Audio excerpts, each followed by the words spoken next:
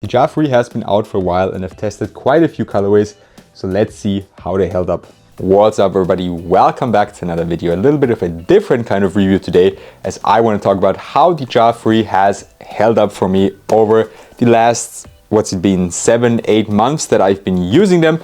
This was the first colorway that I got, so that's the pair that's been the longest in my shoe rotation. And I want to discuss if they're actually still worth getting now that the Ja 4 will probably come out very soon. First things first, the retail price is actually really damn good for a shoe that looks incredibly good and that has some nice tech in it at 125 euros or dollars.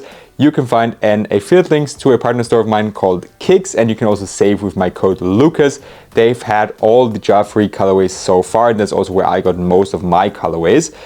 Really appreciate if you buy through there, as it directly supports me and my content. And now for how they hold up. The traction performance actually holds up very well. The one big downside is that they do pick up a lot of dust, especially on the translucent outsoles.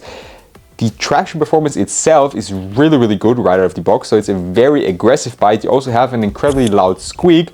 Of course, that has nothing to do with performance, but it's nice to have. A little add-on on the outsole and the traction pattern, how it holds up. On this colorway you can see the best. It's actually also one of the colorways I've used the most.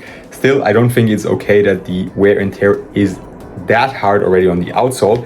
Here in the middle of the shoe and in the heel area, the pattern still looks pretty much exactly like it should be, like normal, like new. But then if you go to the forefoot, you can see that the traction pattern, I told you, these little Ja logos, has completely disappeared from those rubber knobs. So you can still make out the outlines of the Ja logo, but you can't see the details anymore. There's going to be a close-up on screen where I'll show you what I mean. So that is way faster than it should wear down. And mind you, I've only worn them on an indoor basketball court. So now imagine you're taking these outdoors. That is going to be a complete catastrophe. And I said don't take them outdoors, but still that's not okay in terms of durability, in my opinion, from the outsole. For me, it's been okay, as I have a lot of colorways. I can rotate between the colorways, and essentially I rotate between my shoes a lot. The cushioning setup is the thing of the shoe that holds up the least, in my opinion. It hasn't happened on any of my colorways. For the cushioning setup, we have full-length Zoom X, so a very fun setup, very bouncy, good impact protection, still not too high off the ground in my opinion, a lot of compression there, so also very comfortable. But the big issue has been that the Zoom X has popped, or the outsole kind of has ripped, and that kind of then destroys the compression of the Zoom X. It hasn't happened with me, but it's happened with a lot of followers. I've seen it all over the internet, and actually a very good friend of mine, you're going to see some close-ups of his pair on screen. This exact thing happened to him. So in his heel area on the Nike ID colorway that he got, the outsole ripped and kind of the Zoom X foam ripped with it together, and you just can't play with them anymore because they're crazy unstable. It's actually dangerous to play in them. You'd probably roll your ankle instantly if you continue doing that. So that really is a big downside. And the one thing that's also weird is that I can't really say it will happen after 6 months of daily use or it will happen after 2 months on an outdoor court, as it's been very inconsistent from what I've heard from other people. As I said before, it hasn't happened on my pairs because I'm able to rotate so much. But when it does happen, sometimes it happens after 2 weeks, sometimes it happens after like 7 or 8 months of daily use, which is, to be fair, a relatively long usage of a basketball shoe, or time of usage of a basketball shoe. But the bad thing is when it just happens after 2 weeks of playing them, or after the third time you wear them spontaneously over a month, and that's really a big downside, something to keep in mind or at least look out for.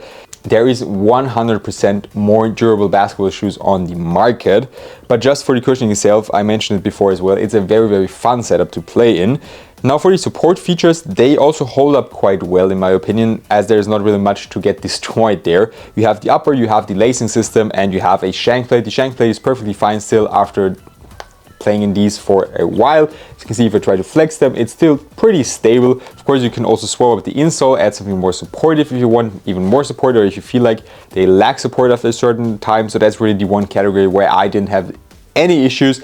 And also the heel counter, I forgot to mention that, it's still perfectly in place. That happens sometimes on Nike shoes, that the heel counter actually breaks. Didn't notice that here, didn't happen on any of my pairs, and also didn't hear from any of my friends or followers that has happened. And now the last part, the materials.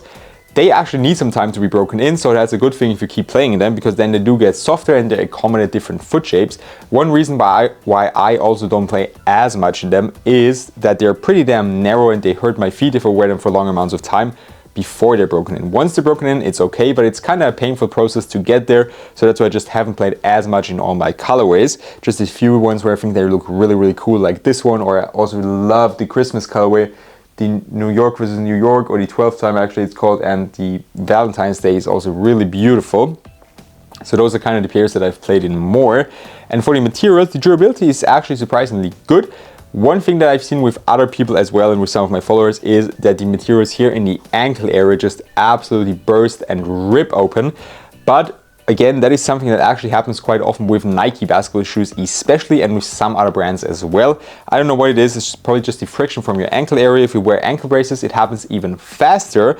The pair where it happened the fastest for me is the KD 16 was, I just had a check on Pearl. I wore them for like 2 or 3 times over a span of 2 weeks, and they already had like an area that up here that was ripping apart. So that was really sad because I tried to keep them in good condition and then that happened. So of course that's also unfortunate, but it's not really a performance factor, so it doesn't hinder performance of the shoe. It's different compared to when the outsole bursts or the cushioning setup rips open, then because that actually impacts the performance of the shoe. And here, if there is some material ripping open, of course it's going to get bigger and bigger over time, but the shoes are going to wear it on anyways, and at some point you're going to have to switch them, and it doesn't directly impact the performance, as if the material here is open, it just doesn't really matter that much for support or for the comfort or for whatever, maybe just for your looks if that's important to you. So overall, to summarize, there is definitely more comfortable, more durable, basketball shoes on the market, but the Ja Free holds up okay-ish, I would say.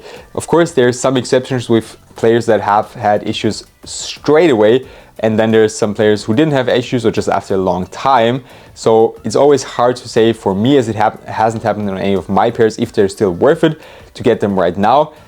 I would say yes, because I actually like playing in a shoe. I have a lot of fun playing them. If you don't use them on a daily basis, if you're also maybe just a big fan of the looks and you hoop from time to time, not on that high of a level, not for that long amount of times and only indoors, I would definitely say get a pair, because they're pretty nice. They're a lot of fun to play in, they're bouncy, they look cool, you get a lot of compliments for sure, as I've also gotten a lot of feedback from people or from hoopers that these shoes just look really damn cool. Also some of the older players on my team were like, damn man, these are actually crazy. So definitely get compliments, you'll feel good playing them. So I think it's still worth it to get them if, as I said, you don't play outdoors and you are maybe not on the tightest budget if something happens with the outsole. One other thing you can definitely do is Nike has, I think, a 2-year warranty. So if the products actually break or have any issues within the first 2 years of you buying them, you can return them for free, even if you buy them at a local retailer. So let's say, for example, for me, I got these from Kicks, something happens, I can actually send them back to Nike just with the original receipt that I have. I did that with some PG5s in the past, because they also just, the outsole just ripped apart in the middle and I couldn't, or a chunk of the outsole ripped off and I couldn't play with them anymore. So that's definitely one thing to keep in mind. But if you're on the tightest of budgets, maybe look for some other brands. There's very, very durable shoes from Anta, 361 and Way of Weight for sure. I've talked a lot about these shoes, so there's enough videos on my channel about that. But simply for the Ja Free, some bigger issues with the cushioning and the upper here, but it doesn't happen on every pair. It doesn't happen after 2 weeks on every pair. Sometimes it's just after a longer time of use, which is okay in my opinion. So just keep those things in mind when deciding if you want to buy them. And also if you're interested or want to hear more about their general performance, I have a separate performance review that I uploaded in September or October, I'm not quite sure anymore, with this one on the thumbnail, so you'll definitely find it. That's all I have for you today. As always, leave your thoughts in the comment section down below. Let me know if you think the Ja Free is actually worth it, and I'd really appreciate it if you could subscribe to my channel and leave a like on this video. Have a good one and see you next time.